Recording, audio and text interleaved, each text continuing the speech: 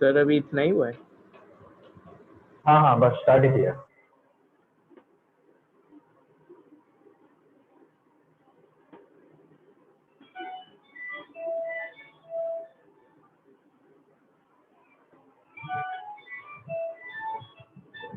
हाँ सर, बस क्लास ले रहा था, क्लास स्टार्ट करिए।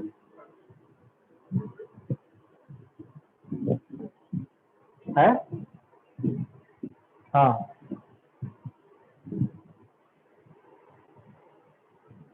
आ जाना। हाँ हाँ, खुले रहते हैं। ठीक।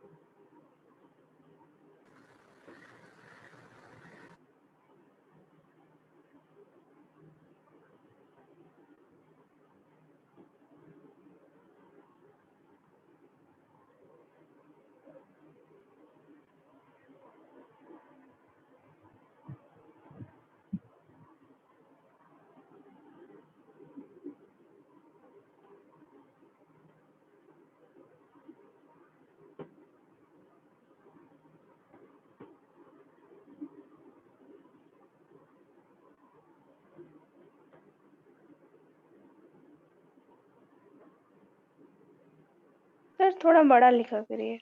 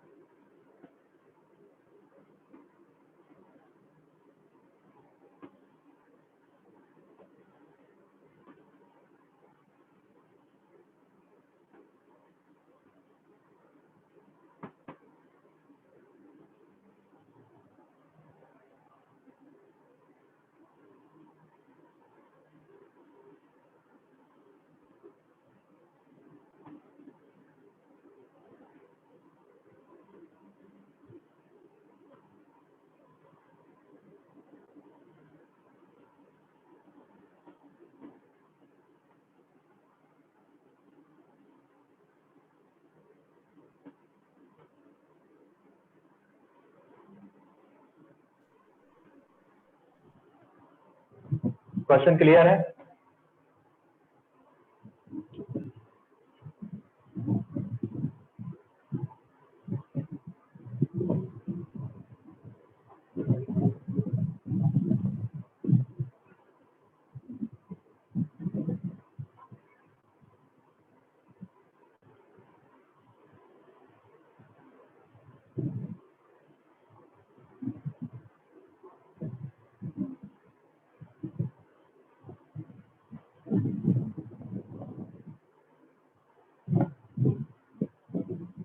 Good evening sir.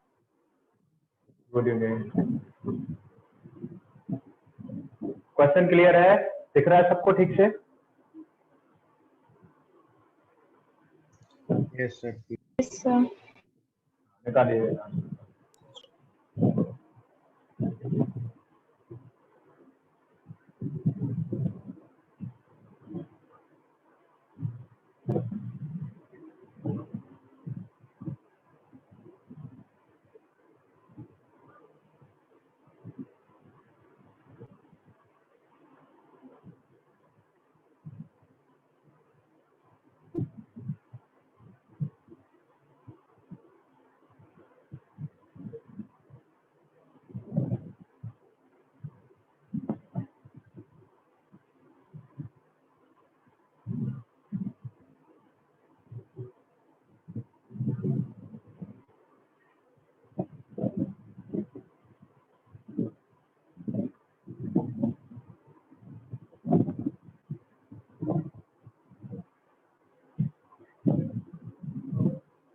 पहला पार्ट हुआ। Yes sir. पहला part apparent depth of fish from surface, मतलब यहाँ से देखना है, यहाँ से देखना है तो हो जाएगा आपका पहले पार्ट का आंसर एक्चुअल कितना है 60, कहाँ से देख रहे हैं μ1 से मतलब 1, और कहाँ से गए थे 4/3 सेंटीमीटर। क्या यही आंसर है? सॉल्व कर लो पहले पार्ट का।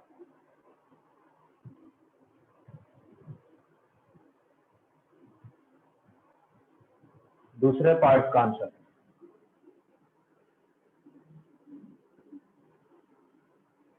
कहाँ से देख रहे हैं?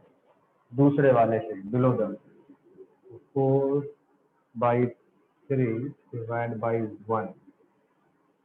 क्या ये चेक करो एक बार, यस नो में कुछ तो बोलो।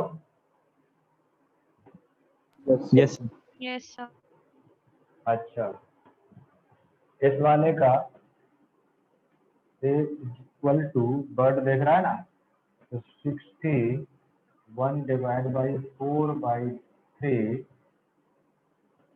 Plus 60 centimetre. क्या ये आंसर होगा? Yes sir. लास्ट वाले का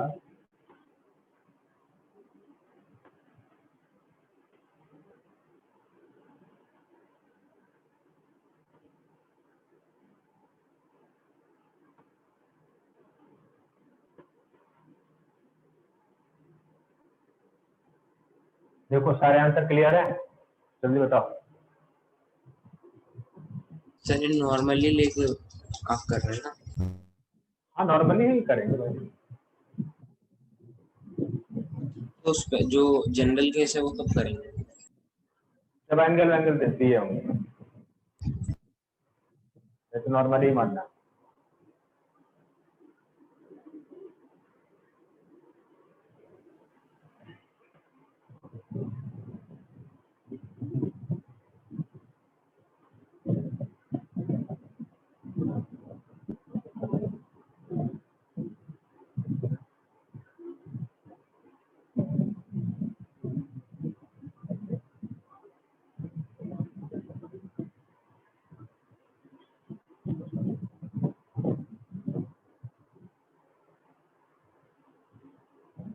हो गए सारे पार्ट? तो बताओ, कंफ्यूजन हो तो बोल दो। डायरेक्ट फॉर्मूला जो पिछली क्लास में डिस्कस किया था वही अप्लाई कर रहे हैं।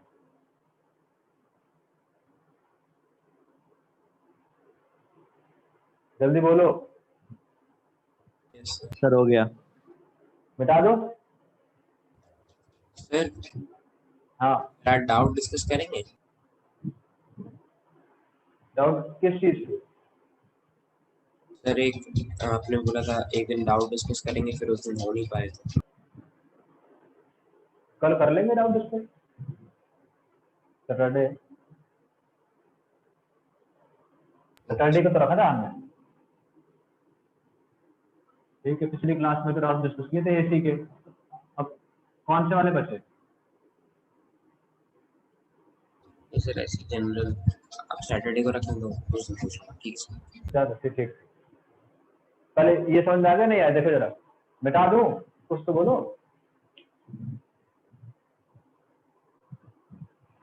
Yes sir. Yes sir.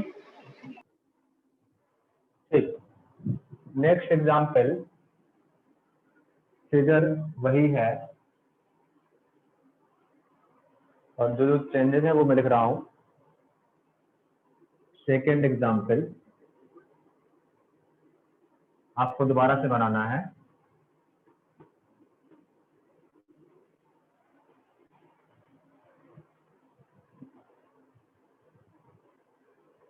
Data check करना।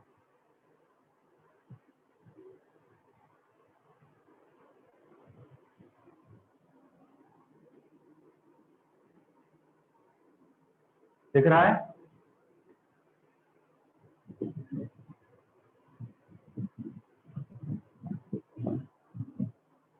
Yes sir.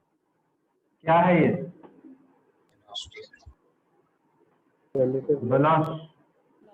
Velocity of bird किस डायरेक्शन में? डाउनवर्ड डायरेक्शन में, ठीक है ना। हाँ, ये क्या है? upward velocity. हाँ, किस डायरेक्शन में? Upwards. ये क्या है?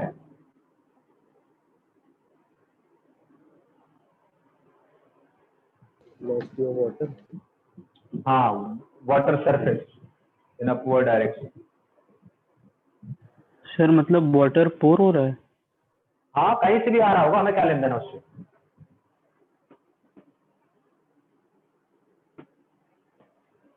सरफेस बढ़ रहा है, कहाँ से बढ़ रहा है, हमें क्या उससे लेन देना। रिसर्च थोड़ी करनी है कहाँ से आ रहा पानी, उससे हमें लेना देना क्या है। बस आ रहा है, कहीं बढ़ रहा है सरफेस। पहला है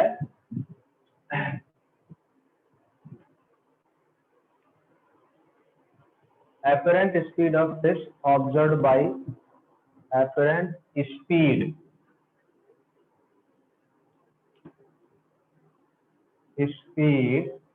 of fish observed by bird. Sir थोड़ा बड़ा लिखिए। Apparent speed of fish observed by bird.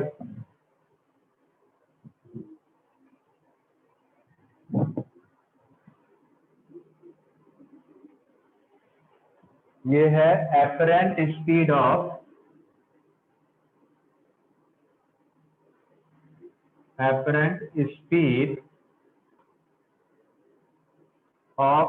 bird observed by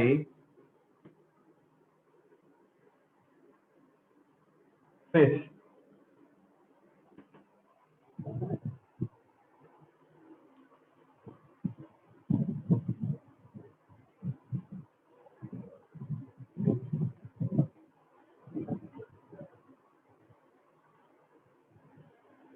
sir वो आपने बर्ड की स्पीड 24 लिखी है। क्या? हाँ, बर्ड की 24। स्पीड हाँ, 24।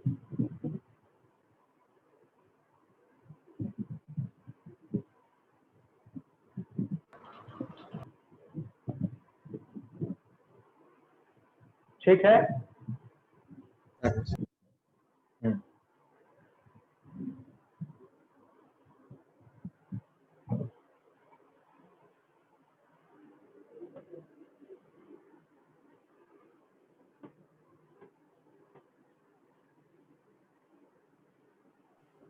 सर वो दोनों चीजें लिखनी थी ना। बस यही 2 पार्ट है।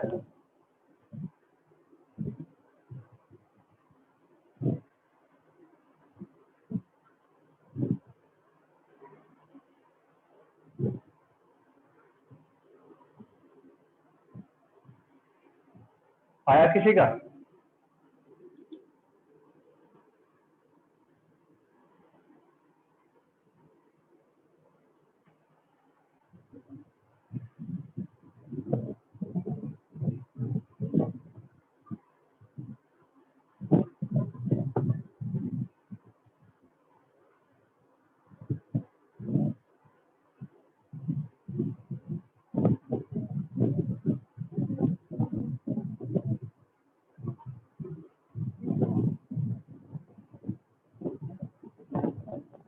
सर 3।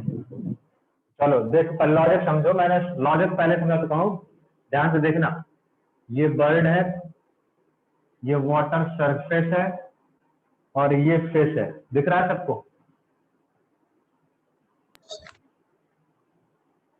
अब लॉजिक समझो। लॉजिक वैसे मैं समझा चुका हूँ, तुम्हें अप्लाई करना ना चाहिए। मैं कितने क्वेश्चन करा दूंगा।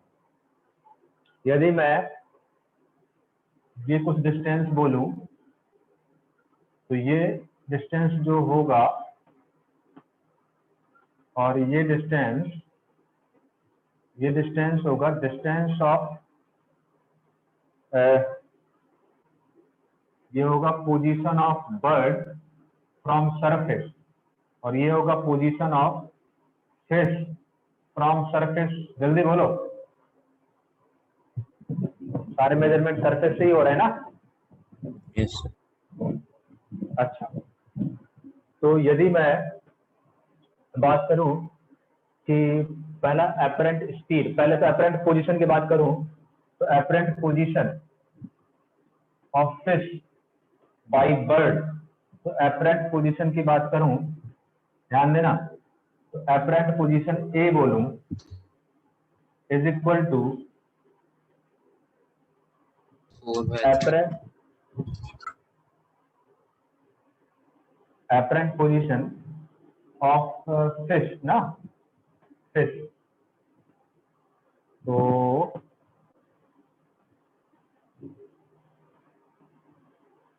RFS into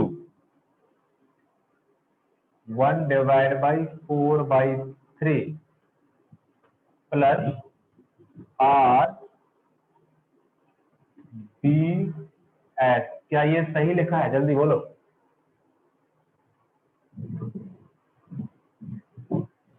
सर इसके साथ म्यू नहीं होगा? बेटा म्यू लिख तो दिया 1/4/3। सर वो सेकंड मीडियम में भी तो चेंज हो रहा है मीडियम, फिर मतलब पीएस के लिए। अरे यार एपरेंट पोजीशन के दिए देखेगा तो क्या अभी फॉर्मूला लगाया था, ओके सर ओके। यहां से देखेगा तो इतना इतना और ऊपर जाएंगे, तो ये जो ए देखेगा ये क्या देखेगा, एपरेंट पोजीशन ऑफ फिश देखेगा ना। सर अब इसको डिफरेंशिएट करते हैं टाइम के रिस्पेक्ट। अब इसको डिफरेंस और टाइम के रिस्पेक्ट में, तो ये क्या देगा,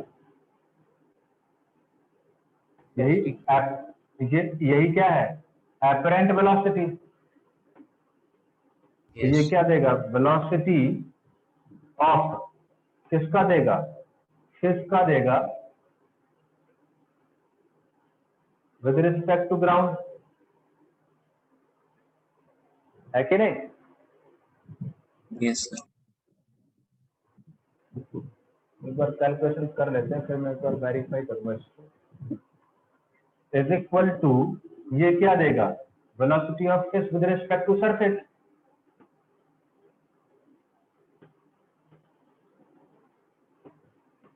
इनटू 3/4 सर ए का डिफरेंशिएशन VFG कैसे देगा?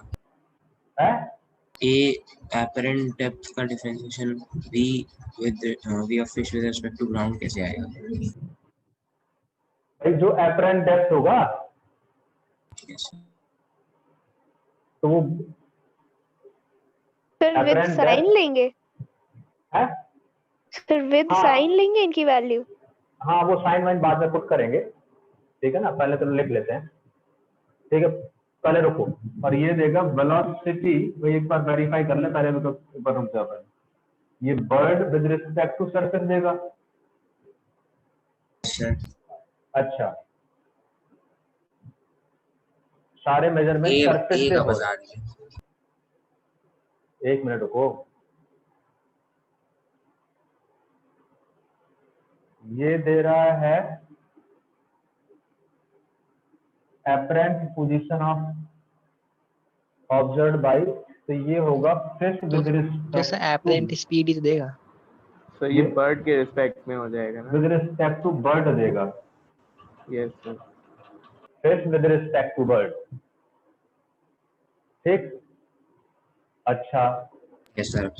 इसको लिख सकता हूं velocity of fish with respect to ground minus velocity of bird with respect to ground, yes इसको लिख सकता हूं 4/3, और लिख सकता हूं velocity of fish with respect to ground minus velocity of surface with respect to ground, plus को लिख सकता हूं velocity of bird with respect to ground minus velocity of surface with respect to ground. मैं कुछ नहीं कर रहा हूं, बिल्कुल वैसे रिलेट कर रहा हूं, जो डिस्प्लेसमेंट रिलेशन होते हैं वही वेलोसिटीज में होते हैं, वही एक्सेलरेशन में होते हैं। अब यदि मैं वैल्यू पुट करूं, ध्यान देना, वैल्यू पुट करूं तो यदि इनके बारे में मेंशन नहीं किया है तो सारे parameter with respect to ground है। सर तो वो velocity 3/4 होगा। 3/4, हाँ 3/4। एक बार ध्यान से देखते जाओ। अच्छा, velocity of fish with respect to ground चाहिए हमें, यदि कुछ नहीं दिया होता तो by default with respect to ground ही निकालते हैं। तो velocity of fish with respect to ground ये चाहिए है minus velocity of bird with respect to ground. Bird का विद रिस्पेक्ट टू ग्राउंड कितना है? 24 है। भाई कुछ नहीं दिया होता तो सारे पैरामीटर कहां से मानते हैं? ग्राउंड के रिस्पेक्ट। अच्छा, लेकिन आ कहां रहा है? डाउनवर्ड आ रहा है, तो क्या लेंगे जल्दी बोलो? -24 कन्वेंशन। अरे हाँ ना, तो कुछ बोलो, सबके सब चुप हो जाते हो। ये ठीक लिखा है? Yes, yes. अच्छा, ये 3/4 है। लॉजिक पिछले में करो, लॉजिक समझो, एक्सप्रेशन को रटोगे तो कभी नहीं कर पाओगे question. Velocity of fish with respect to ground, fish का विद रिस्पेक्ट टू ग्राउंड 2 है, लेकिन कहां जा रही है? ऊपर जा रही है। ऊपर जा रही है तो +2 minus velocity, sorry velocity of fish with respect to ground ना। एक मिनट, हमें सर हम लोग average FV को चेंज क्यों कर रहे हैं? हाँ, चेंज करने की जरूरत नहीं, यही तो निकालना है, यही तो निकालना है। Fish with respect to bird ही तो निकालना है। ठीक है, तो चेंज करने की जरूरत ही नहीं है, क्वेश्चन में यही तो दिया है। Velocity of fish with respect to bird ही निकालना है हमें। हाँ, तो ये 2 लिख दिया, minus velocity of surface with respect to ground. तो सरफेस कहां जा रहा है? ऊपर जा रहा है, तो +1, तो 1 और plus velocity of bird with respect to ground कितना है? -20 -24 है, राइट, -24 है। माइनस फॉर्मूले में है, surface with respect to ground कितना है? 1 है। जरा सॉल्व करो, कितना आ रहा है ये कितना आ रहा है? Sir -97/4 minus -97/4 -97/4 97/4। 4। Yes sir. दूसरा पार्ट जरा ट्राई करो एक बार।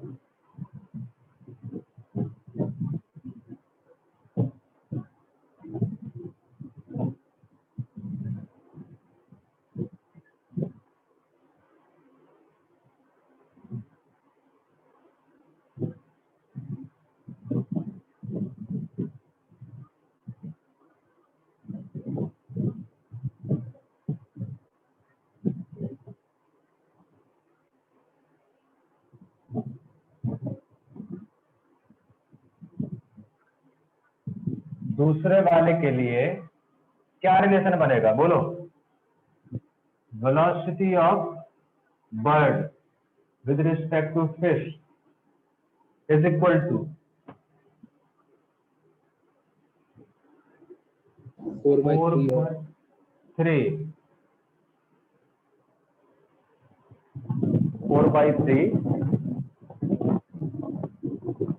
और यहां पर क्या आएगा? velocity of bird with respect to ground minus velocity of surface with respect to ground। क्या यही आएगा? यार चेक कर लेना एक बार। velocity of fish with respect to ground minus velocity of surface with respect to ground। Check करो, यही आएगा।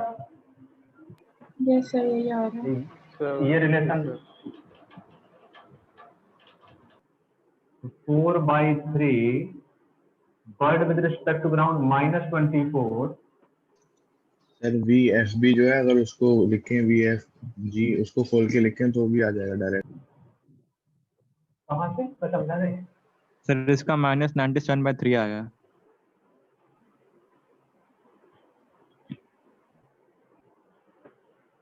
-24 -1 +2 -1 इज इक्वल टू कितना आ रहा है? सर -97/3 -103/3। -90 7/3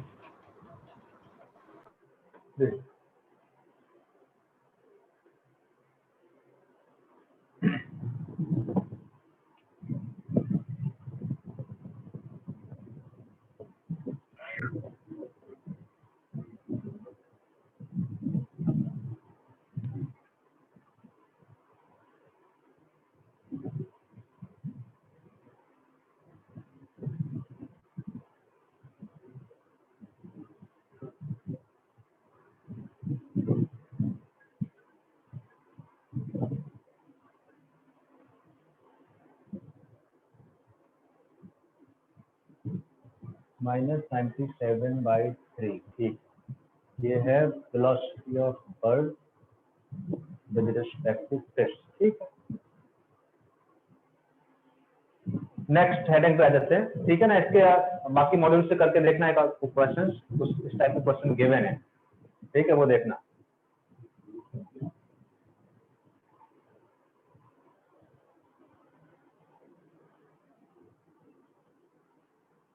यदि मैं बात करूं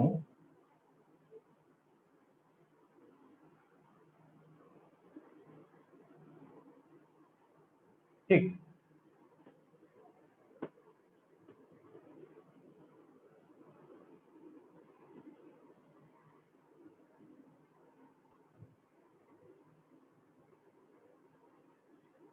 ये मैंने ये सब कैलकुलेशन ये मान के करे हैं कि ये जो पैरामीटर गिवन है ये सारे के सारे किसके रिस्पेक्ट में गिवन है? With respect to ground. यदि वो पैरामीटर का कुछ फ्रेम ऑफ रेफरेंस चेंज हो जाएगा तो आंसर भी क्या हो जाएंगे? चेंज हो जाएंगे। सबका ध्यान रखना, ठीक है।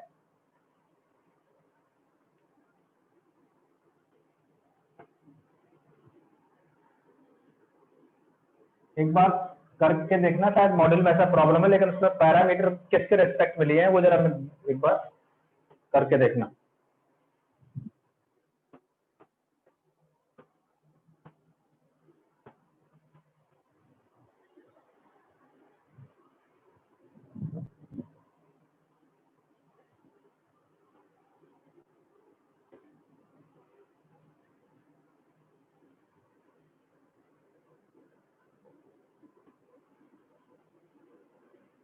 फॉर्मूला तो याद हो गया ना रेफरेंस शिफ्ट का?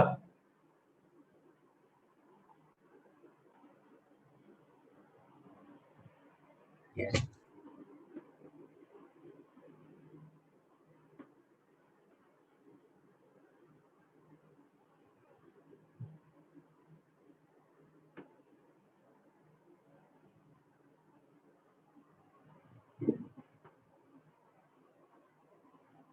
ठीक, नेक्स्ट हेडिंग है, नेक्स्ट कंसेप्ट है। एक कंसेप्ट हमने डिस्कस कर लिया है रिफ्रैक्शन में। सेकंड है लैटरल शिफ्ट।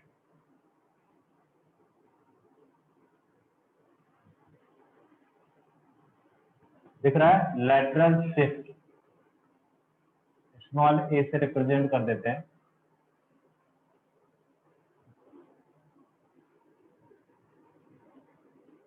एक कोई स्लैब है, ठीक, इसका थिकनेस जो है लेट्स से एल है,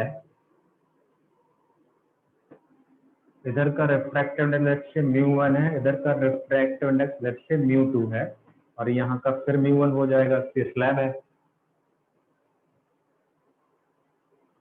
एक इंसिडेंट रे ऑफ लाइट आई और जैसे ही मीडियम चेंज होगा then refraction will take place.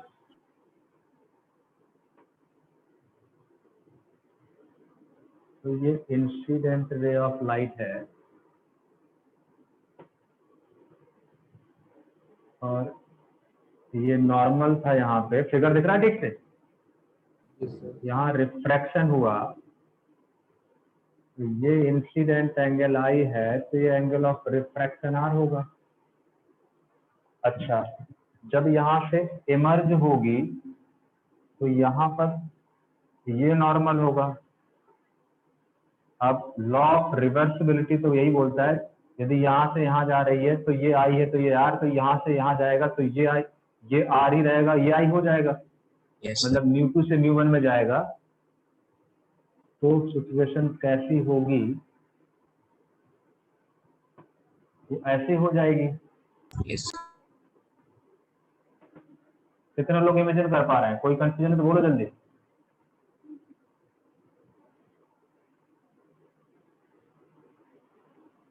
मतलब ये आर है तो ये आर, और आई से आर हो रहा था तो आर से यहाँ से μ2 से μ1 में जाएगा, तो उसका बिल्कुल अपोजिट ये आई के बराबर हो जाएगा। इतनी बात समझ में आई कि नहीं आई? जल्दी बोलो फटाफट। Yes, sir. गुड। नेमिंग करूं, ये पॉइंट ए है, ये पॉइंट बी है, ये पॉइंट सी है, और वैसे तो यदि स्लैब नहीं होती तो इंसिडेंट रे ऑफ लाइट को इस लाइन में जाना चाहिए था, यस और नो? लेकिन स्लैब होने की वजह से यहाँ रिफ्रैक्शन हुआ, फिर यहाँ रिफ्रैक्शन हुआ, निकल ऐसे रही है, तो ये पैरेलली कुछ ए डिस्टेंस शिफ्ट हो गई है कि नहीं? जल्दी बोलो।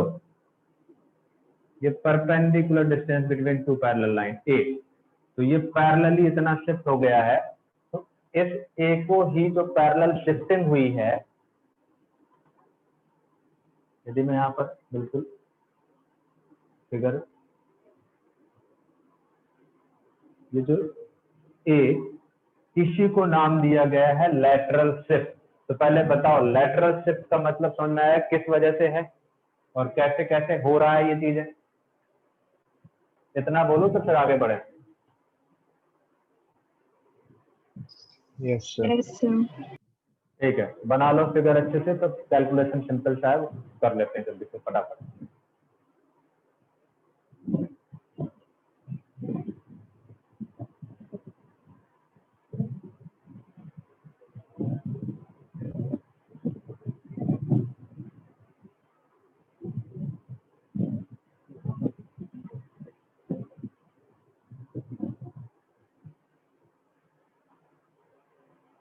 अब जरा देखो, ये पॉइंट डी बोल देता हूं। अच्छा, ये एंगल जरा बताओ देख के कितना होगा, देख के बताओ, ऑब्जर्व करके। I minus are.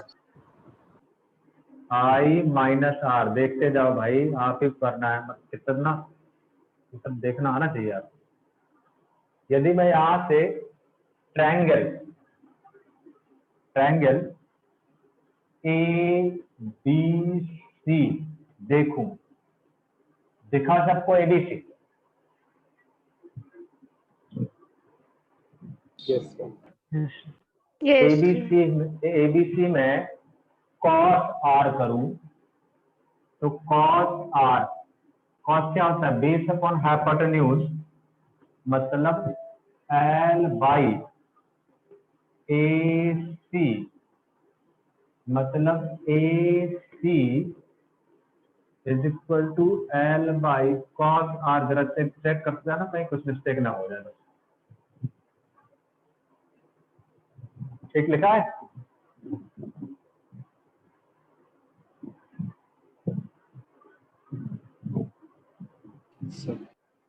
चलो, इक्वेशन फर्स्ट,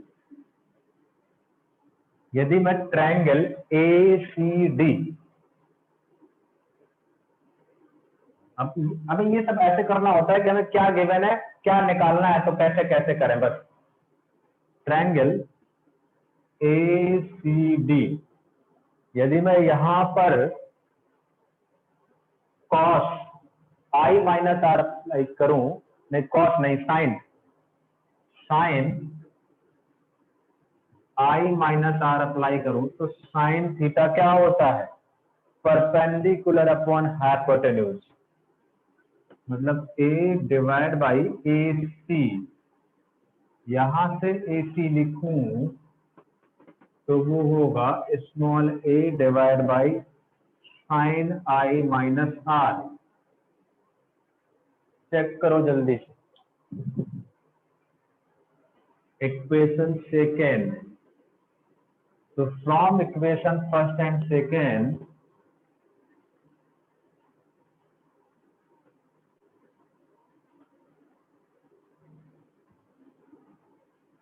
ए सी एस दोनों इक्वेट कर दो, तो a is equal to sine I minus R divide by cos R into L, it will be the lateral shift. क्या समझ में आया, जल्दी बोलो। Yes yes sir. अच्छा, कई बार हमें एंगल ऑफ इंसिडेंस पता होता है, आर नहीं गिवन होता है, कई बार आर पता होता है, आई नहीं गिवन होता है, तो एक रिलेशन तो और भी पता है हमें, mu one sine of I is equal to mu two sine of R, equation third, law of refraction. तो कई बार इसकी भी जरूरत पड़ जाती है कैलकुलेट करने में, तो ये तो बाय डिफॉल्ट हमें पता है। तो कई बार दो वेरिएबल अननोन हो जाते हैं तो एक वहां से निकाल लेते हैं।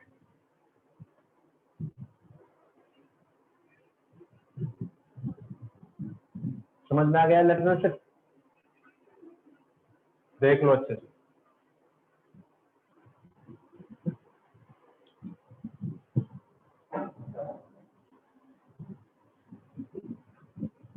नहीं समझ में आया है तो अभी बता दो, सिंपल सा सर है इसमें थर्ड इक्वेशन का क्या यूज है? बेटा। कई बार हमें आई पता होता है, आर नहीं पता होता है, तो थर्ड Yes, से निकाल sir. लेंगे, म्यू वन म्यू टू, और Yes, आई sir, पता है तो yes, sir. आर थर्ड से निकाल लेंगे।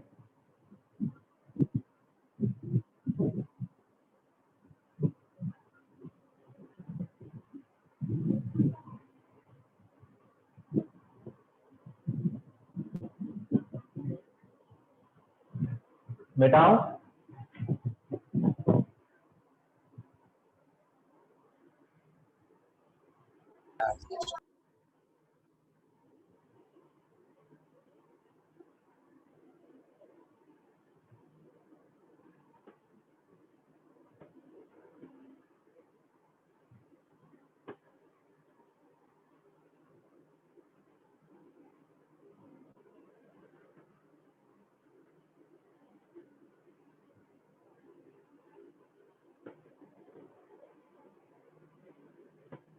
ठीक। चलो नेक्स्ट कंसेप्ट पे आते हैं, थर्ड, टोटल इंटरनल रिफ्लेक्शन।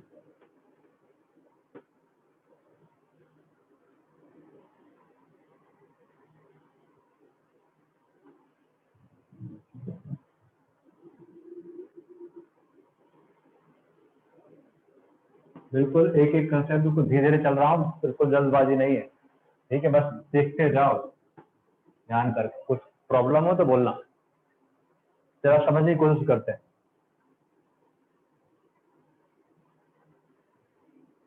यदि एक मीडियम ये है म्यू वन म्यू टू, और let mu one is less than mu two, मतलब कौन सा वाला डेंसर है, म्यू टू वाला या म्यू वन वाला? Mu two denser. बिल्कुल, ये नॉर्मल लाइन ड्रॉ करें, ध्यान से सुनते जाओ, जहाँ कंफ्यूजन हो पहले पूरा सुनने के बाद फिर पूछना। ये पॉइंट ऑफ इंसिडेंस है, ये नॉर्मल लाइन है, एक इंसिडेंट रे ऑफ लाइट ये है, ये इंसिडेंट रे ऑफ लाइट है, ऐसे स्ट्राइक करी, जिसको मैं I1 बोल दे रहा हूं, ये एंगल बोल दे रहा हूं θ1,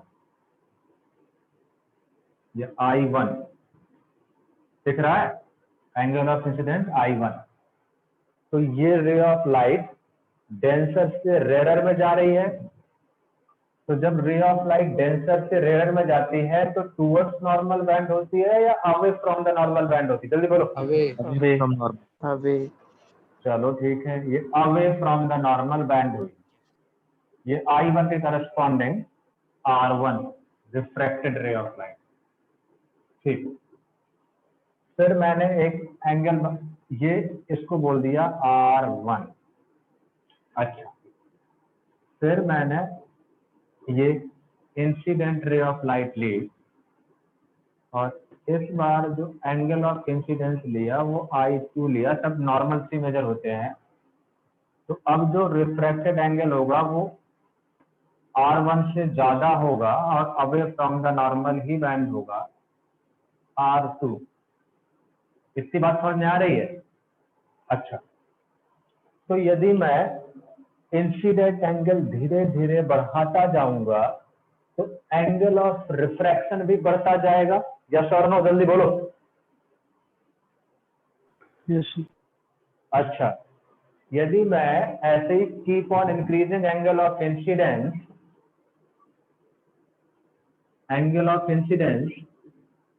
तो किसी न किसी एक एंगल ऑफ इंसिडेंस के लिए वो सिचुएशन आएगी, किसी न किसी एंगल ऑफ इंसिडेंस जिसे मैं नाम देता हूं IC, जिसके लिए जो एंगल ऑफ रिफ्रैक्शन होगा वो ऑलमोस्ट 90 डिग्री के बराबर होगा। जल्दी बोलो। Yes sir. Yes sir. Imagine कर लिया? Yes sir. Yes sir. ठीक है, तो ये एंगल क्या हो जाएगा? 90 डिग्री हो जाएगा। अभी भी IC जो होगा वो 90 डिग्री से क्या होगा? कम ही होगा, होगा नहीं होगा? क्योंकि रेयर से कहां जा रही थी? डेंसर जा रही थी।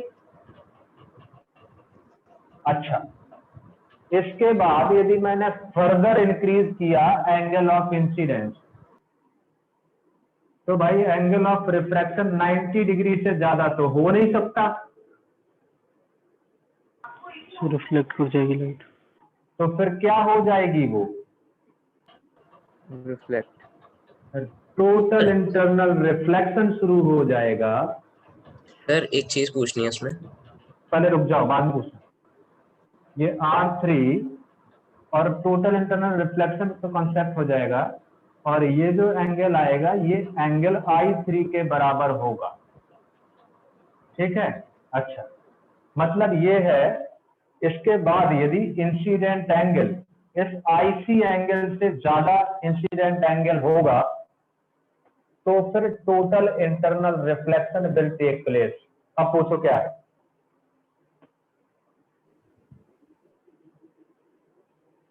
ये पूछना है, जैसे जब हम लोग इंसिडेंस का एंगल इंक्रीज करेंगे तो जो रिफ्रैक्शन का एंगल है सर वो इंक्रीज करेगा। बिल्कुल। जब वो क्रिटिकल एंगल पे आ जाएगा जहाँ पे 90 डिग्री हो जाएगा एंगल ऑफ रिफ्रैक्शन, सर उसके जस्ट बाद मतलब जो अभी तक कंटिन्यूटी मिल रही थी एंगल ऑफ रिफ्रैक्शन में, थोड़ा थोड़ा इंक्रीज करने पे थोड़ा थोड़ा बढ़ रहा था, तो अब just angle of critical angle के बाद वो अलग वैल्यू देगा, काफी ज्यादा डिफरेंट देगा। एंगल ऑफ रिफ्रैक्शन फिर होगा ही नहीं, रिफ्रैक्शन होगा ही नहीं, फिर रिफ्लेक्शन होगा। रिफ्रैक्शन खत्म। तो वो 90 के जस्ट बाद सर, अगर हम लोग ऐसे कंसिडर करें कि पहले 90 था उस नॉर्मल से, तो अब 90 से जस्ट बड़ा नहीं होगा, नहीं, थोड़ा फिर खत्म ही होगा, रिफ्रैक्शन ही खत्म हो गया। जब रिफ्रैक्शन हो ही नहीं रहा उसके बाद तो रिफ्रैक्शन एंगल की बात ही नहीं करेंगे। Okay sir. ठीक, तो पहला पॉइंट, इस थीटा जो एंगल ऑफ इंसिडेंस ये जो है, इसको नाम दिया गया है क्रिटिकल एंगल। क्या बोला गया है? Critical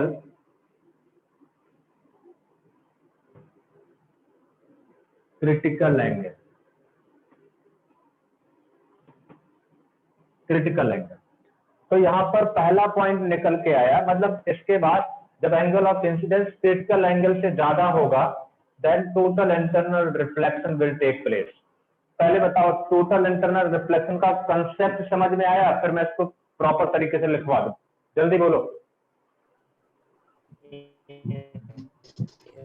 yes sir. राइट। तो पहला जो ऑब्जर्वेशन हमने ऑब्जर्व किया, पहला पॉइंट तो देखा सर कि लेकिन एक चीज बताइए, इसमें बोलो। हमेशा ये लेस देन 90 ही होगा, कभी 90 के बराबर नहीं हो सकता?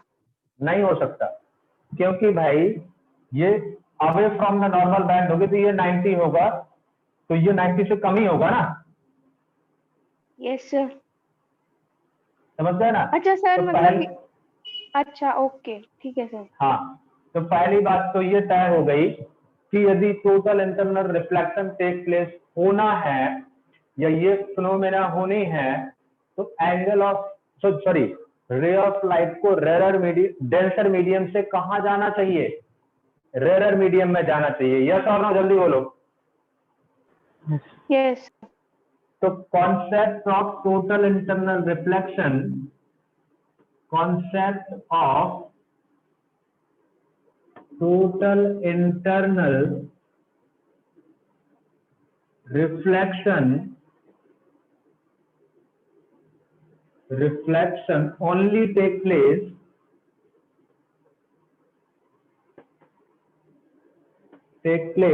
when rays of light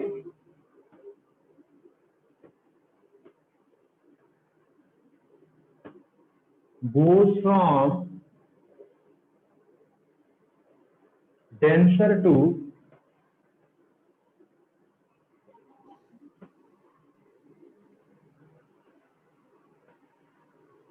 rarer medium। जल्दी बोलो, पहला पॉइंट क्लियर है कि नहीं है? Yes sir. अच्छा, अब आगे बढ़ जाते हैं दूसरे पॉइंट पे।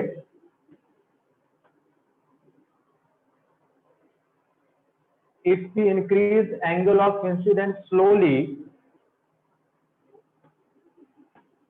if we increase angle of incidence slowly, then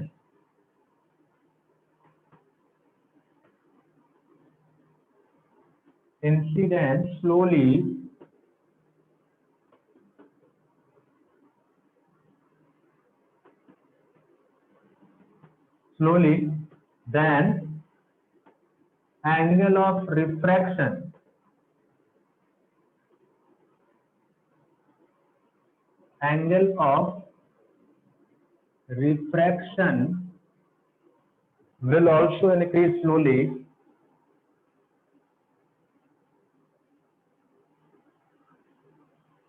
will also increase slowly,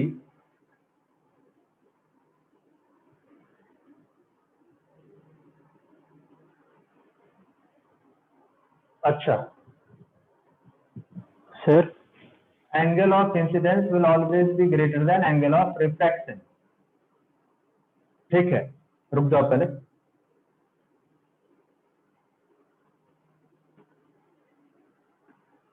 If we increase angle of incidence slowly, then angle of refraction will also increase slowly। If we keep on increasing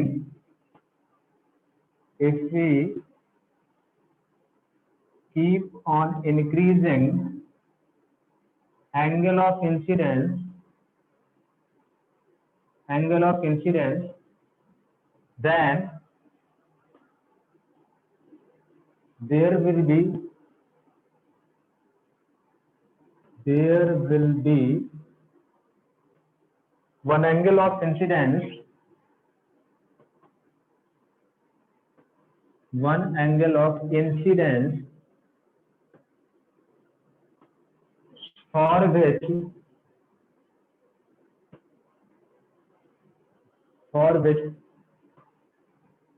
angle of refraction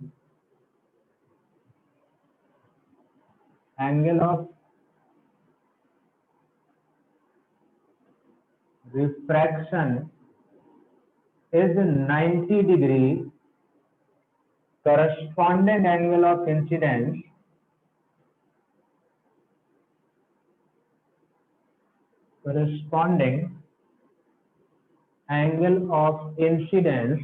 is known as critical angle.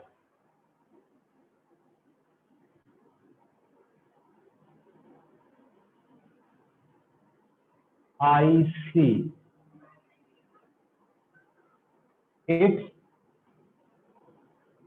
If angle of incidence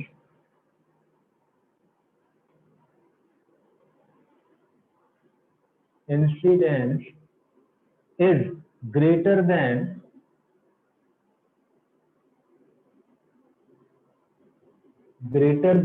critical angle, इसे continue कर रहे हैं, then total internal reflection will take place. Total internal reflection will take place.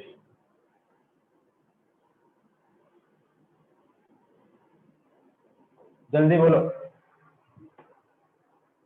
Sir हाँ sir ये जो increase हो रहा है मतलब एंगल ऑफ रिफ्रैक्शन, ये सर एक कांस्टेंट रेट से इंक्रीज होगा कि वेरिएबल होगा? अरे यार वो इंक्रीज तुम्हारे ऊपर डिपेंड करता है, जैसे इंक्रीज कराना वैसे इंक्रीज करा। सर मतलब कि जैसे सर मैं कह रहा हूँ उसको डिफरेंशिएट करेंगे। अरे काहे डिफरेंशिएट करना भाई, अपने आप डिफरेंशिएट करना। मुझे तो क्रिटिकल एंगल निकालना है बस। पहले मैंने यहाँ इंसिडेंट रे ऑफ लाइट इस एंगल पे मूव करा के देखी, तब देखा, फिर कुछ थोड़ा सा बढ़ा के देखा, फिर और बढ़ा के देखा, तो मुझे एक एंगल ऐसा मिला जिसके लिए टोटल इंटरनल रिफ्लेक्शन हो रहा है, और एक एंगल ऐसा मिला जिसके लिए एंगल ऑफ रेफरेंस कितना हो रहा है, 90 डिग्री हो रहा है। बात खत्म। यहाँ किस रेट से बढ़ा रहे हैं, किस रेट से कम कर रहे हैं, उससे मुझे क्या लेना देना है? यहाँ पर कोई रिलेशन है उसका? सर किस रेट से बढ़ा रहे नहीं सर, मतलब हम लोग किस रेट, मतलब वो जब रिफ्लेक्ट कर रही है तो जैसे अगर I1 और I2 को कंपेयर करें तो उसमें सर जो डिफरेंस आए क्या वो सेम होगा कि नहीं?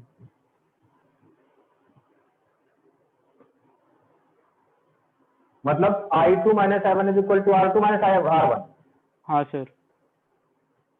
ऐसा कुछ नहीं बोल सकते। वो तो तुम्हारे पास रिलेशन है μ1 sin I1 is equal to μ2 sin R2 sin I2 या R1 जो भी है उसको डिफरेंशिएट करके देख लो। यदि sin I1 upon sin I2 equals to sin R1 upon sin R2 वो कांस्टेंट हो जाएगा, स्नेल्स लॉ भी कहता है।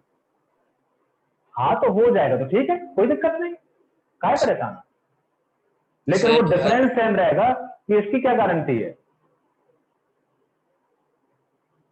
हाँ उधर का डिफरेंस सेम रहेगा, यदि वो ओमेगा सेम है दोनों तरफ के तब सेम रहेगा, लेकिन वो I2 माइनस I1 के बराबर ही होगा वो जरूरी नहीं। हाँ बोलो। सर हर मीडियम हर किसी भी मीडियम बाउंड्री पे जब लाइट इंसिडेंट होती है तो कुछ रिफ्लेक्शन होता है, कुछ रिफ्रैक्शन होता है। तो जब ये TIR फॉर्म करेगी ये रे, तो जो रिफ्लेक्टेड रे और रिफ्रैक्टेड रे वो दोनों सेम डायरेक्शन में होंगी। ये हम बात कर रहे हैं मोनोक्रोमेटिक रे ऑफ लाइट की। Yes sir. Monochromatic single wavelength. चलो ऐसे बात कर समझो कि ये जो एक मीडियम दूसरी मीडियम जाती है तो बिल्कुल परफेक्ट सिचुएशन थोड़ा ना होती है, थोड़ा बहुत ये मिरर की तरह भी काम कर लेता है मीडियम बाउंड्री। तब की बात कर रहे हैं, वो जनरल केस की बात कर रहे थे। नहीं सर, मैं TIR के लिए बोल रहा हूँ कि जब TIR होगा तो जो रिफ्रैक्टेड और रिफ्लेक्टेड रे होंगी वो दोनों सेम डायरेक्शन में होंगी एग्जैक्टली। रिफ्रैक्टेड और रिफ्लेक्टेड तो मतलब जो टोटली इंटरनल रिफ्लेक्टेड होगी और जो थोड़ा बहुत रिफ्लेक्ट हो रही होगी, मतलब जैसे अगर आई लेस देन क्रिटिकल एंगल है तो थोड़ा रिफ्लेक्ट होगी थोड़ा रिफ्रैक्ट होगी इंसिडेंट रे। तो जब EIR परफॉर्म होगा तो वो दोनों जो रिफ्लेक्टेड और रिफ्रैक्टेड रे हैं वो दोनों एक ही डायरेक्शन में हो जाएंगी, एग्जैक्टली भाई कोइंसाइड लॉ करेंगी। करेंगे ही करेंगे, लॉ ऑफ रिफ्लेक्शन होल्ड करना है तो। भाई रिफ्लेक्शन इसका हो रहा है तो लॉ ऑफ रिफ्लेक्शन भी तो फॉलो होना चाहिए। सर तो इंटेंसिटी भी इंसिडेंट की बराबर होगी इस केस में फाइनल। वो जरूरी नहीं है, वो यदि इससे कम एंगल है तो जरूरी नहीं है कि कुछ पार्ट निकल भी रही है कुछ पार्ट वो हो रही है। नहीं सर, सिर्फ क्रिटिकल एंगल से ज्यादा के लिए। ज्यादा के लिए हो सकती है बिल्कुल, क्योंकि यदि इधर जा ही नहीं रही है तो हो सकती है सेम, क्योंकि सेम मीडियम में आ रही है, इधर कोई ट्रांसफर हो ही नहीं सर रही। उसमें मीडियम भी तो थोड़ा बहुत कंज्यूम करेगा एनर्जी के, नहीं करेगा? अरे वो बहुत सारे फैक्टर होते हैं, मैं आइडियल केस की बात कर रहा हूँ। ऐसे तो निकालोगे परफेक्टली, जब परफेक्ट नहीं होता तो फिर यार कुछ ऐसा हो जाए कुछ ऐसा हो जाए, तो बहुत सारी सिचुएशन है। नहीं सर, हम बुक्स में आइडियल लिखा सिचुएशन है की बात कर रहे हैं, उसमें। आइडियल सिचुएशन की बात कर रहे हैं, मैं बता Yes, रहा हूँ ना, आइडियल सिचुएशन की बात कर रहा हूँ।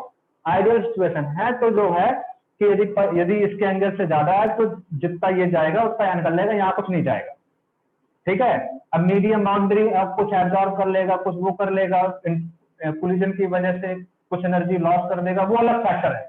वो Okay, आइडियल सिचुएशन नहीं है, वो जनरल सिचुएशन है, प्रैक्टिकल सिचुएशन, समझ रहे हैं ना। yes, तो sir. प्रैक्टिकली वैसा ही होता है, लेकिन आइडियली बात करूँ तो आइडियली ऐसा हो, है कि नहीं। जैसे अब बाय डिफॉल्ट हम स्मूथ सरफेस मानते हैं, परफेक्टली स्मूथ सरफेस कहाँ मिलती है हमें, नहीं ना। तो ऐसे ही यहाँ भी मीडियम बाउंड्री भी कुछ एब्जॉर्ब कर लेती है, कुछ बहुत सारे फैक्टर होते हैं, कुछ हीट के फॉर्म में भी लॉस होती है। तो आपने देखा होगा लाइट यदि किसी एक जगह बढ़ती रहे तो हीट भी डेवलप होती है, पता है, हाँ सर, गर्म कर बल्ब। देता है। हाँ ठीक है ना, बल्ब हो गया, बहुत सारे, तुम खुद एक्सपेरिमेंट करते हो कॉन्वेक्स लेंस लगा के, और वो पेपर जलाना, दुनिया भर की चीजें करते हो नहीं करते हो। तो लाइट यदि यहीं पर पड़ती रहेगी तो यहाँ पर हीट, तो मतलब कुछ एनर्जी वो एब्जॉर्ब कर रहा है ना मीडियम बाउंड्री, तभी तो वहाँ हीट डेवलप हुई है, तभी तो वो गर्म हुआ है, पूरी की पूरी एनर्जी थोड़ा रिफ्लेक्ट हुई है, पूरी की पूरी तब मानी है, वो आइडियल सिचुएशन है, समझ रहे हैं। Yes sir. सर हमारी बुक में मतलब जो क्लास 9th-10th में थी उसमें लिखा था कि जो इंसिडेंट रे की एनर्जी है वो टोटली इक्वल होगी बिना किसी लॉस के। मतलब इसकी और इसके बाद वाली। हाँ सर, हाँ सर। हाँ, तो वही वो आइडियल केस की बात कर दी उसने, समझ रहे हो ना। ठीक है, उतना वहां समझाने बैठते 9th-10th में कि यहाँ पर हीट लॉस होता है, ये होता है, तो वो बड़ा पंगे वाला काम है। और वैसे भी जब हम क्वेश्चन सॉल्व करते हैं तो हम मान करते हैं पूरी हुई है, ठीक है ना, क्योंकि वो हीट लॉस वगैरह का परसेंटेज वगैरह नहीं तो उसको देना पड़ेगा, किस रेट से लॉस हो रही है, बहुत सारे फैक्टर आ जाएंगे, ठीक है ना। यदि वो देगा तो फिर वैसा करेंगे, वैसा सोचेंगे, यदि नहीं दिया उसके बारे में तो आइडियल सिचुएशन। क्लियर।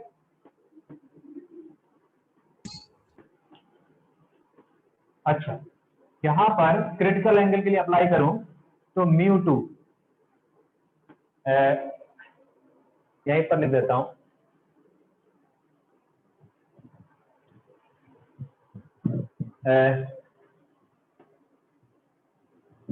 μ2 जैसे जाना, μ2 sin IC is equal to sin μ1, ऊपर कनेक्ट हो रहा है, μ1 sin 90 डिग्री, सही लिखा नहीं लिखा, जल्दी बोलो। यस। तो यहां से IC is equal to sine inverse μ1 by μ2। तो ऐसे करके हम क्रिटिकल एंगल भी क्या कर सकते हैं, फाइंड कर सकते हैं। देख लो, सोच लो, समझ लो और बताओ कुछ यदि प्रॉब्लम है। टोटल इंटरनल रिफ्लेक्शन कब होगा, नेसेसरी कंडीशन क्या है, किस एंगल पे होगा, वो सारी चीजें, और वो कैसे फाइंड करना है। सर हाँ बोलो। सर हमने 90 वाले लाइन को सर हमने म्यू1 क्यों लिखा? वो तो लाइक दोनों का कॉम्बिनेशन होना चाहिए ना, म्यू1 और म्यू2 का। फिर से बोलो। सर ये जो 90 डिग्री वाला हमारा रिफ्लेक्टेड लाइट है सर, ये हमारा 90 डिग्री वाला 90 डिग्री के जस्ट बाद रिफ्लेक्शन होगा, अभी रिफ्लेक्शन ही है। 90 डिग्री से थोड़ा सा भी एंगल ज्यादा होगा तब रिफ्लेक्शन होगा। अब वो थोड़ा सा ज्यादा तुम देख लो क्या होगा। मतलब जब वो 90 डिग्री है ना, तो थीटा सी आया, ये थीटा सी आया, इस थीटा सी से थोड़ा भी ज्यादा एंगल हो गया इंसिडेंस, तब टोटल इंटरनल रिफ्लेक्शन होगा।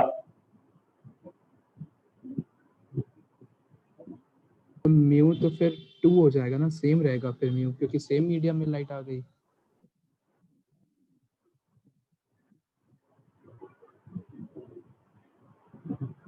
हाँ तो आने दो ना, तो रिफ्लेक्शन का मतलब ही है कि सेम मीडियम में आएगा। तो अच्छा सर, आने दो, इसके बाद आ जाएगा। इस आईसी जो है, इस आईसी से थोड़ा भी एंगल बढ़ा देंगे तो फिर रिफ्रैक्शन ना होकर क्या होगा, रिफ्लेक्शन होगा। अभी रिफ्रैक्शन ही हो रहा है, इस एंगल तक रिफ्रैक्शन हो रहा है, इस आईसी तक रिफ्रैक्शन हो रहा है। मेरी बात समझे? Yes sir. हाँ, इस आईसी से थोड़ा भी एंगल ज्यादा करेंगे तब टोटल इंटरनल रिफ्लेक्शन। सर अगर आईसी हमारा अगर एग्जैक्ट 90 हो गया तो आईसी एग्जैक्ट 90 हो ही नहीं सकता।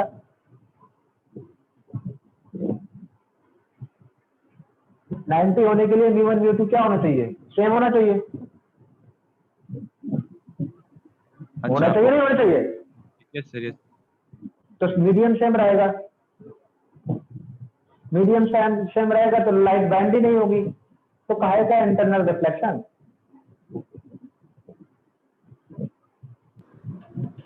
सर सेकंड पॉइंट में हमारा आर ज्यादा होगा ना आई से? हाँ उल्टा लिख दिया शायद। हाँ आर ज्यादा होगा, आर ज्यादा होगा।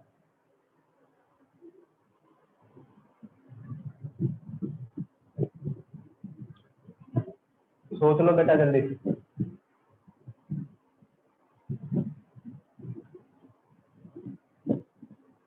सर बोलो। सर मैं ये पूछना चाह रहा था, जब हम हमारा एंगल आई सी है तो आर जो है हमारा जस्ट सरफेस पे है, तो इसको तो सर दोनों इन्फ्लुएंस कर रहे होंगे ना, मीडियम म्यू1 भी और म्यू2 भी, क्योंकि फिर आई से सी बोलो, से आर बना। फिर से बोलो। आईसी से आर बना। आईसी से आईसी से आर, वो रिफ्रैक्टेड रे है। हाँ सर तो फिर आर जब बना वो जस्ट बाउंड्री पे होगा, तो इसको तो म्यू1 भी थोड़ा इन्फ्लुएंस होगा और म्यू2 का भी। बेटा वो पूरा का पूरा म्यू1 में ही होगा, बस रिफ्रैक्शन हो रहा है इसलिए म्यू1 में होगा, म्यू2 में नहीं होगा। अब जितना क्लोज मान सकते हो मान लो उसके म्यू2 के, लेकिन म्यू2 में नहीं होगा, वो म्यू1 में होगा बस। अब वो कैसे डिफाइन करेगा कितना क्लोज है, वो तू देख, आगे बोल। Yes sir. वो सरफेस से कितना पास है उसको मेजर कर पाए तो मेजर कर ले, बस वो म्यू1 में होगा, म्यू2 में नहीं होगा।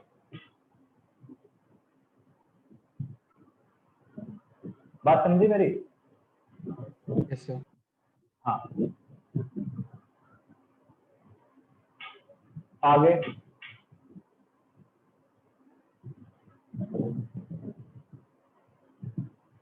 चल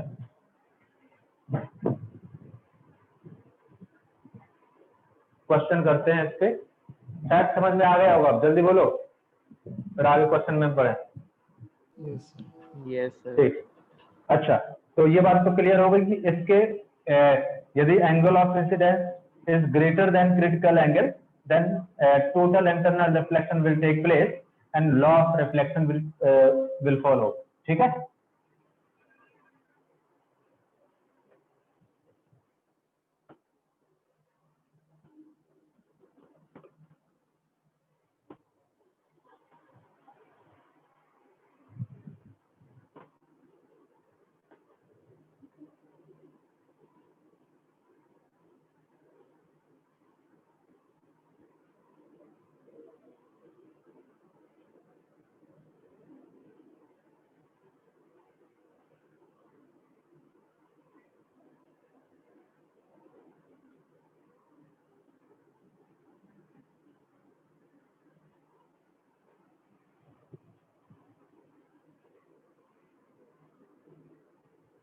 समझ में आया भी कि नहीं आया?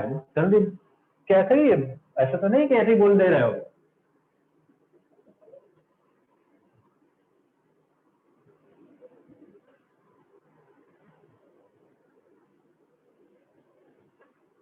आवाज आ रही है?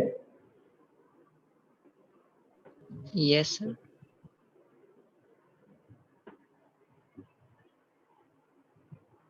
एग्जाम्पल ठीक से देखना बेटा।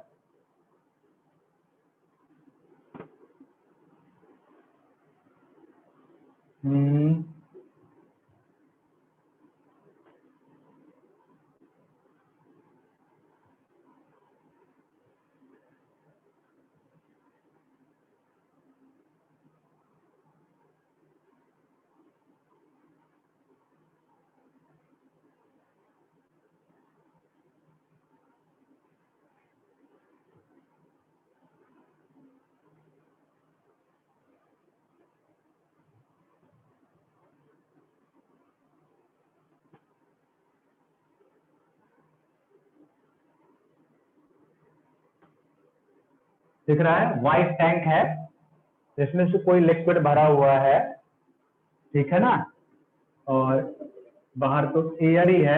यदि मेंशन नहीं किया गया है तो एयर ही मानते हैं, ठीक है ना, मेरी बात समझे? यदि बाहर कुछ मेंशन नहीं किया गया है तो क्या मानते हैं? वैक्यूम मानते हैं, ठीक है ना। कोई लिक्विड का रेफ्रिजरेंस म्यू है, और यदि कुछ मेंशन नहीं किया है तो मानते हैं कि वैल्यू वगैरह नहीं दी है, तो इन जनरल ये मान के चलते हैं कि जो लिक्विड भरा हुआ है उसका रिफ्रैक्टिव इंडेक्स बाहर वाले रिफ्रैक्टिव इंडेक्स या एयर के रिफ्रैक्टिव इंडेक्स से क्या होगा? ज्यादा ही होगा, ठीक है ना।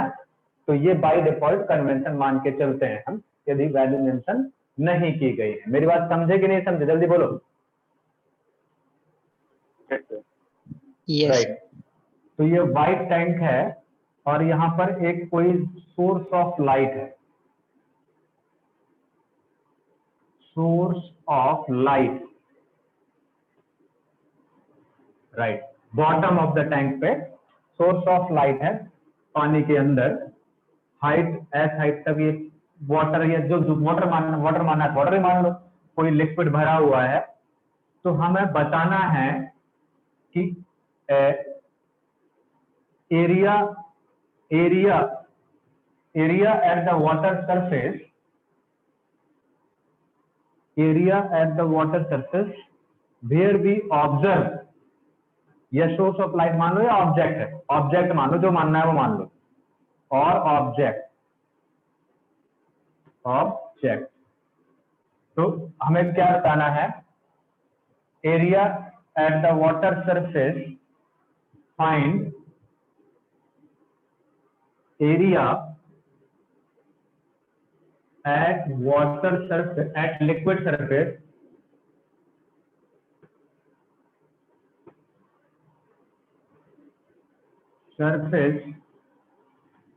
for which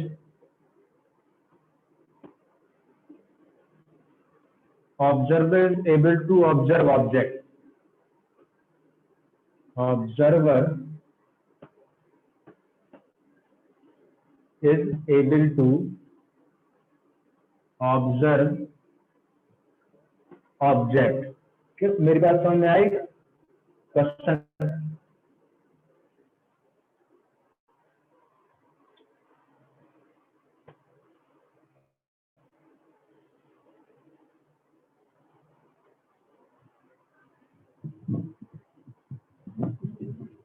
hello?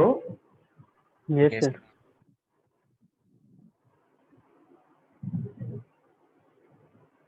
सर ये एरिया वही होगा ना जो क्रिटिकल एंगल से मतलब जस्ट कम होगा, एंगल बनाएगा। बिल्कुल।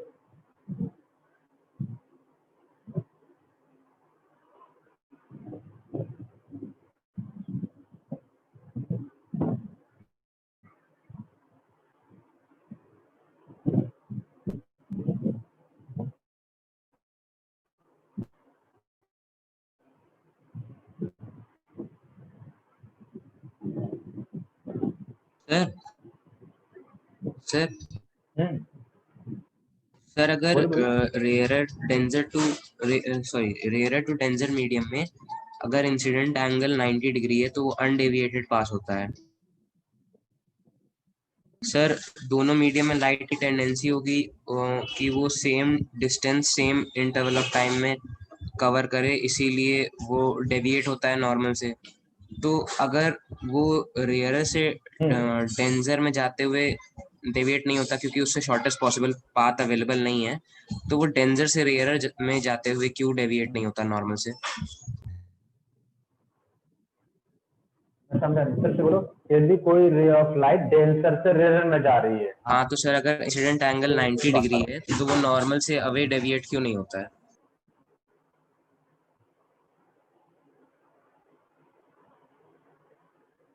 इंसिडेंट एंगल 90 डिग्री है तो नॉर्मल के अवे क्यों नहीं डेविएट होता? Yes sir. तो वहां पर बेसिकली एक कंसेप्ट ये भी होता है कि ऐसा भी होता है, ऐसा भी हो सकता है, उसके लिए नेगेटिव रिफ्रैक्टिव इंडेक्स का भी एक कंसेप्ट आता है। सर अगर रेयरर से डेंजर में जा रहा है और 90 डिग्री है इंसिडेंट एंगल तो टुवर्ड्स नॉर्मल बेंड करना चाहिए, बट वो नॉर्मल पे ही है इसलिए टुवर्ड्स नॉर्मल बेंड नहीं कर सकता, बट उल्टा तो कर सकता है ना, तो ऐसा क्यों नहीं होता फिर? मुझे समझ में नहीं आ रहा बोल क्या रहे हैं। जैसे ये μ1 है, ये μ2 है। अच्छा, अब बोलो जैसे μ1 इज μ, बोलो। आपकी आवाज बहुत कट ये रही ना है, वीडियो ब्लर आ रहा है। Yes sir sir. आप लैग कर रहा है। सर ब्लर हो गया है बहुत। हाँ, यदि ये सिचुएशन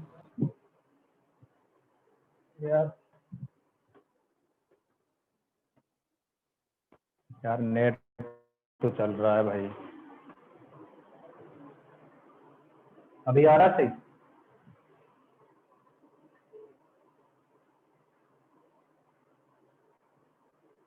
अभी आ रहा है सही? हाँ सर सही होगा। हाँ, अब बोलो, ये बताओ। ये सिचुएशन मैंने बना दी है, अब बताओ तुम क्या। सर अगर μ2 से μ1 में लाइट जाएगा और इंसिडेंस एंगल 90 डिग्री है तो उसको नॉर्मल के टुवर्ड्स बेंड करना चाहिए, बट वो ऑलरेडी नॉर्मल के अलोंग है। नहीं sir, incident angle zero, sorry incident angle zero, sorry. Incident angle zero, तो इंसिडेंट एंगल जीरो तो वो हर केस में वो विदाउट एनी डेविएशन ही जाएगा, चाहे डेंसर से रेयर में जाए चाहे रेयर से डेंसर में जाए। सर डेविएशन इसलिए होता है ना ताकि सेम डिस्टेंस वो उस उतने ही टाइम इंटरवल में कवर कर ले। ऐसा बिल्कुल भी नहीं है, ऑप्टिकल पाथ लेंथ सेम होना चाहिए, सेम डिस्टेंस नहीं। सर वेलोसिटी के लॉस को कंपनसेट करने के लिए नहीं करता है। ऑप्टिकल पाथ लेंथ सेम होना चाहिए।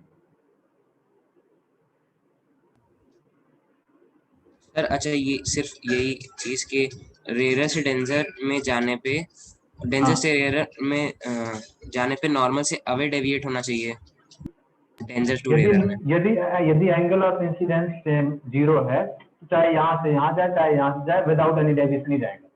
सर ऐसा क्यों? ऐसा क्यों का क्या मतलब ऐसा होता है?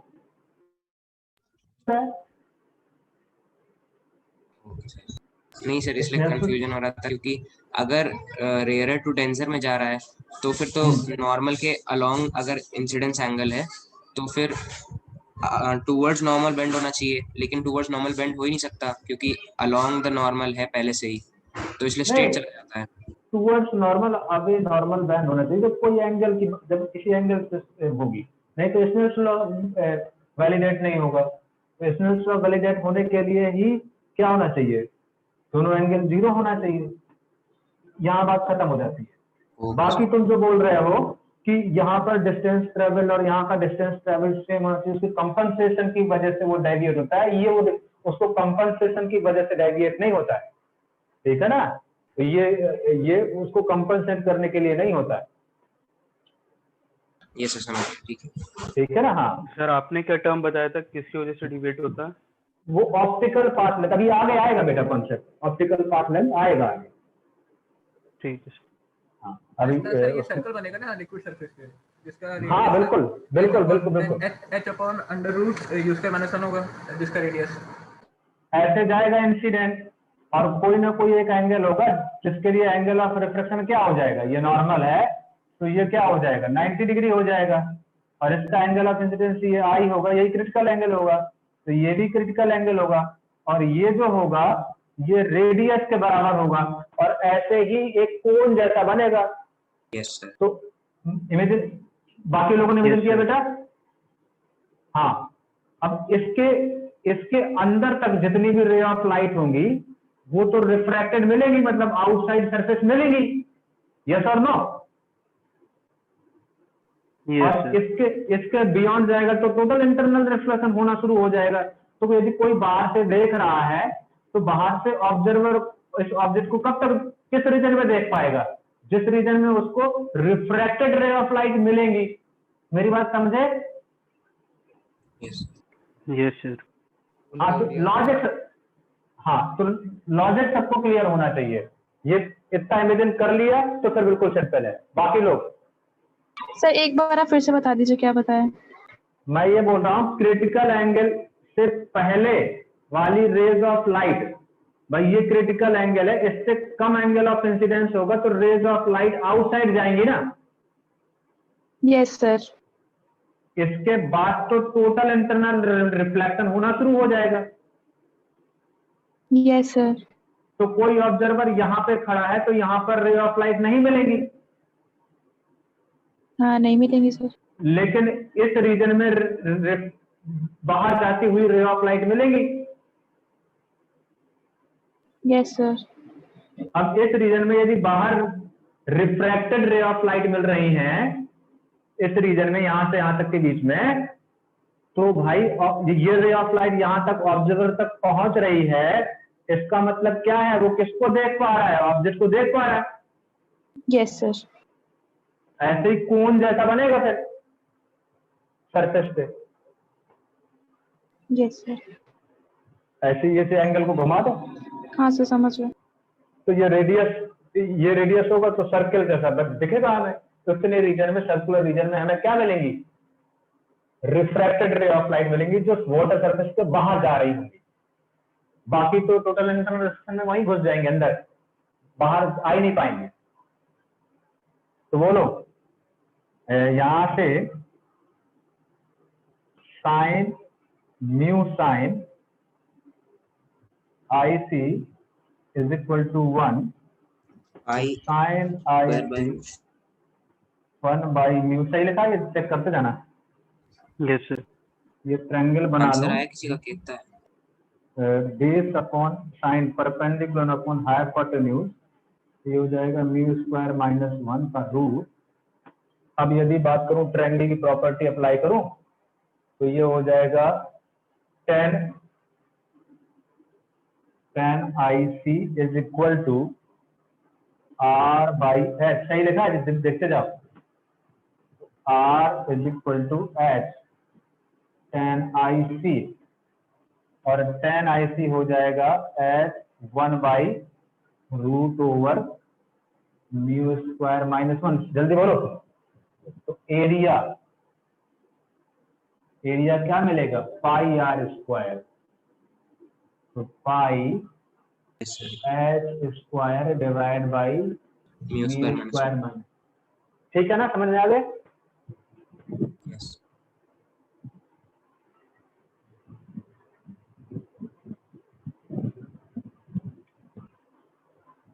बता दो। सोच लो, आंसर तो आ ही जाएगा। लॉजिक क्लियर होना चाहिए यार, लॉजिकली यदि समझ पा रहे हो क्या हो रहा है आंसर तो आ ही जाएगा। तो उस पर ज्यादा ध्यान दोगी एक्चुअली हो क्या रहा है।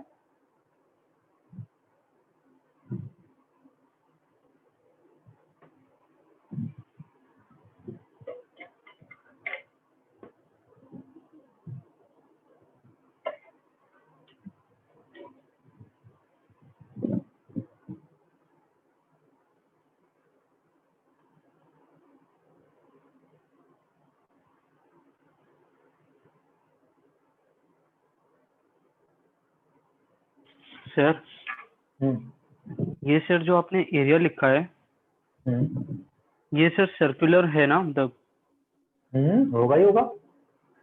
और सर फिर ये तो दोनों साइड होगा ना सर्कुलर, मतलब एक साइड, दोनों साइड मिलेगा ना हमको। दोनों साइड मतलब सर जैसे आपने ओ से लिया है तो हाँ। एक तरफ क्रिटिकल एंगल अचीव होगा। अबे यार, हाँ गधा, ये रेडियस है तो ऐसे सर्कल बनेगा ना, ये इसका एरिया क्या होगा? अच्छा ओके ओके ओके। वो पूरा ही और सर्कल किस है। साइड पे? और दोनों साइड क्या बोल रहा है?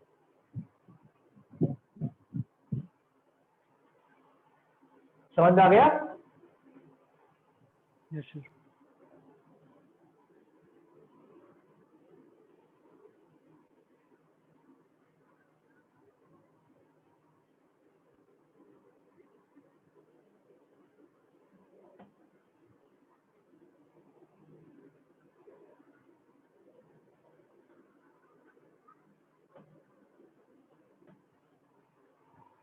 अच्छा,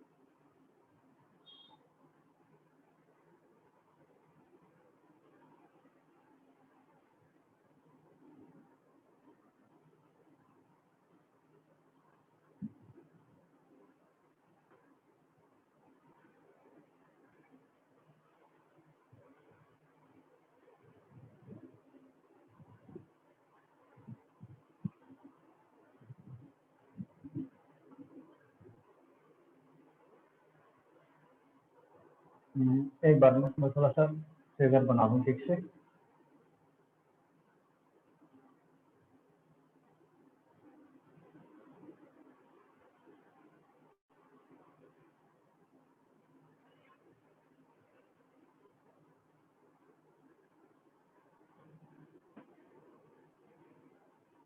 तो डेटा ऐसे ऐसे लेना है कि सॉल्व करना आसान हो जाए, बस वो डेटा थोड़ा सेट कर लो, नहीं तो फिर गड़बड़ा जाएगा।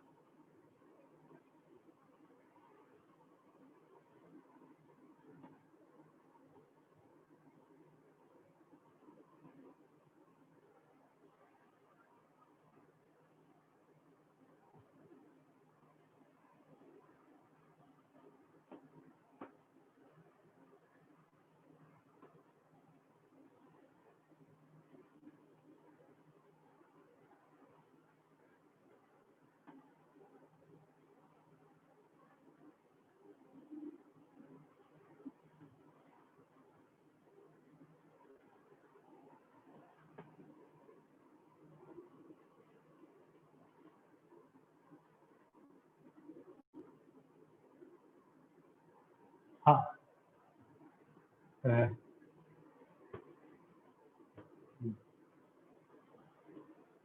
अब सुन लो, फिर अब मैं क्वेश्चन फ्रेम कर दूंगा।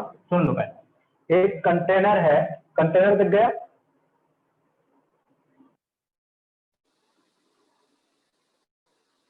Yes sir. क्वेश्चन क्या है?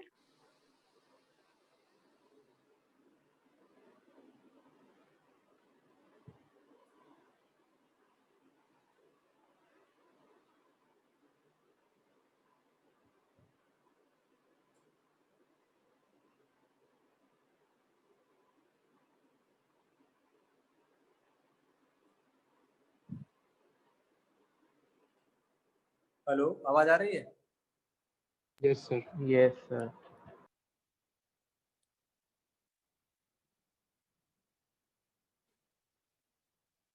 Hello. Yes sir. Sir yes sir. मेरा ब्लूटूथ ऑफ हो गया है, तो अभी के लिए मैं ऐसे ही बोल रहा हूँ, ध्यान से सुनना, ठीक है? तुम्हारी आवाज मुझ तक मुश्किल पहुंचेगी, लेकिन ध्यान से सुनना, ठीक है?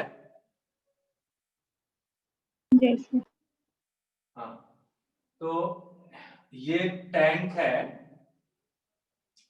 टैंक में ये यहाँ तक का विड्थ जो है वो h है, यहाँ तक का ये h है, मतलब ये विड्थ कितना दिया है 2h के बराबर। हाइट ऑफ PQ, PQ एक ऑब्जेक्ट है जिसका हाइट h/2 दिया है, और ये डिस्टेंस h/2 है। वैसे बोलने की जरूरत नहीं थी, उस सिमेट्री से आप देख सकते हो। तो यहाँ पर एक होल है, टैंक में यहाँ पर एक होल है, तो इस होल से कोई एक ऑब्जर्वर देख रहा है, तो उसको P पॉइंट ऑब्जेक्ट का दिख रहा है। क्या दिख रहा है? पॉइंट P ऑफ ऑब्जेक्ट दिख रहा है, ठीक है, फ्रॉम दिस होल। अब यदि h हाइट तक टैंक में कोई लिक्विड भर दिया जाए, refractive index mu, if we filled liquid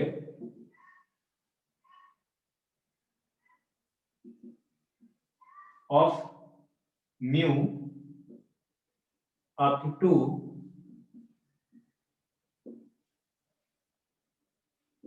height h,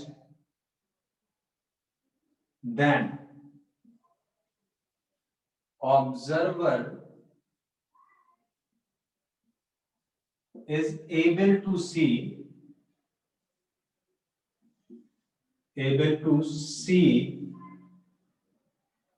point Q,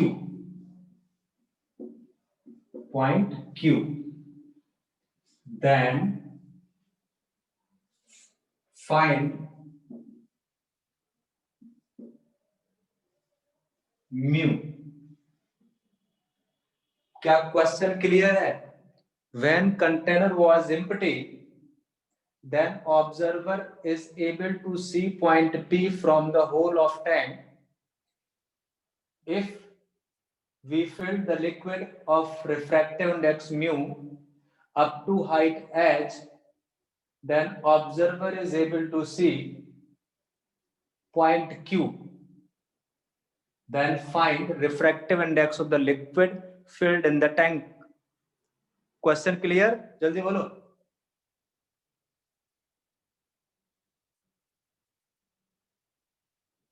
yes sir. ठीक, फाइंड करिए।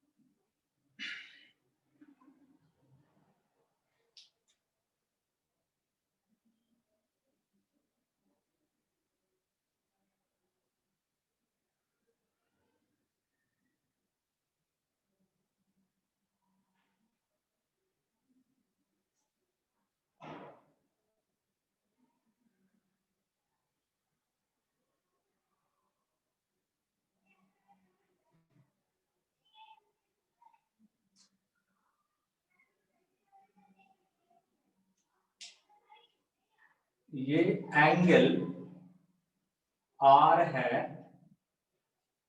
तो ये एंगल भी आर होगा। हाँ ना, कुछ बोलते जाओ। Yes sir. तो यहां से सर 2√2/√5।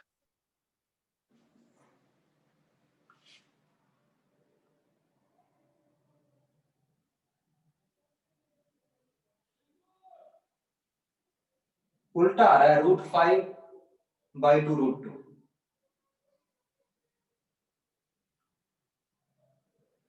तो यहां से tan r हो जाएगा h/2 डिवाइड बाई h। चलो चेक करते जाओ। tan r perpendicular upon base. क्या ये सही लिखा है? जल्दी बोलो।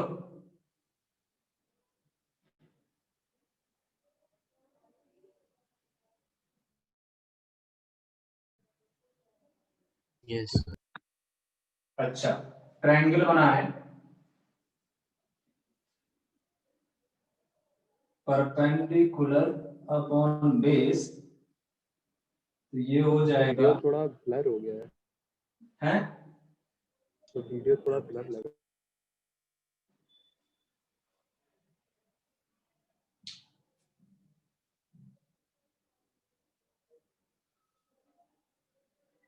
ये अब जब लिक्विड भर दिया तो बोल रहा है वो किस पॉइंट को देख पा रहा है? Q को देख पा रहा है। मतलब ये इंसिडेंट रे ऑफ लाइट होगी। अब ये एंगल ऑफ इंसिडेंस हो जाएगा। तो यहां पर अप्लाई करूं तो स्नेल्स ये एंगल कितना होगा? tan I is equal to h/h is equal to 1। मतलब I is equal to 45 degree. ये बात सुनना है नहीं? जल्दी बोलो। यस थोड़ा ब्लर है। अब बेटा यार पता नहीं क्यों हो रहा है। ठीक है, ये क्वेश्चन कर लो फिर थोड़ा सा देख के। अब यहाँ से स्नेल्स लॉ अप्लाई कर। सर आपने tan I इक्वल टू क्या लिखा है? tan I is equal to h/h। Sir ये जो tan I है ये हम लोग ने लिक्विड भरा है उसके बाद की सिचुएशन है कि पहले ही की? जब लिक्विड भर दिया है तो Q पॉइंट को देख रहा है ये, तो Q पॉइंट को देख रहा है तो Q से रे ऑफ लाइट जानी चाहिए ना।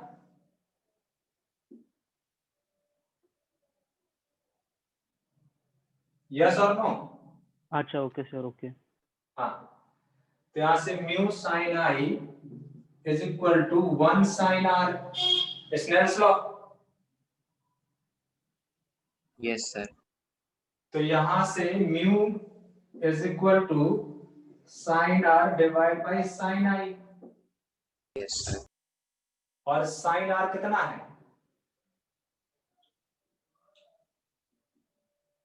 साइन आर है 2/√5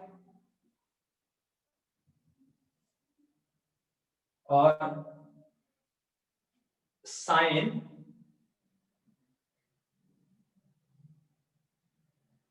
आई कितना है? tan r 1/2 नहीं सर, ठीक है सॉरी। और ये साइन आई 1/√2। हाँ, जो वो सूर्यांश बोला था सही है, यही आंसर है।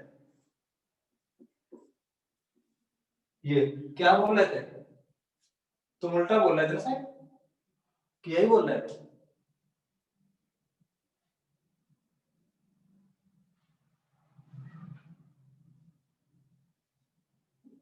हो गया? दिख ही नहीं रहा है। समझ में आ गया? सर दिख नहीं रहा है यार पता नहीं क्या हो गया। सर। इस पोर्शन की फोटो खींच के ग्रुप पे डाल दिएगा। हाँ ठीक है, चलो ठीक है, स्टॉप करते हैं, नेक्स्ट टाइम करेंगे। ठीक है, वो माइक भी मेरा खराब हो गया। सर एक डाउट था EMI से, पूछ लूं? पूछो पूछो। डाउट तो एक सेकंड। एक्चुअली मुझे सुनाई कम दे रहा ना इधर। हाँ तुम पूछो, लेके पूछो पूछो।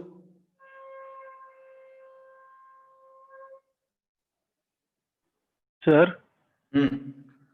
एक क्वेश्चन है sir, a conducting loop in the shape of a right angled isosceles triangle of height 10 centimeter is kept such that 90-degree vertex is very close to an infinitely long conducting wire. The wire is electrically insulated from the loop. The hypotenuse of the triangle is parallel to the wire. The current in the triangular loop is in counterclockwise direction and increase at a constant rate of 10 ampere per second. Which of the following statements are true? वो photo खींच के भेज, इतनी सारी चीजें एक साथ ध्यान रखना बड़ा मुश्किल है। हाँ सर एक सेकंड भेज रहा हूँ मैं आपको फोटो। वो सर पुराने वाले नंबर पे कि नए वाले पे? पुराने पे भेजो।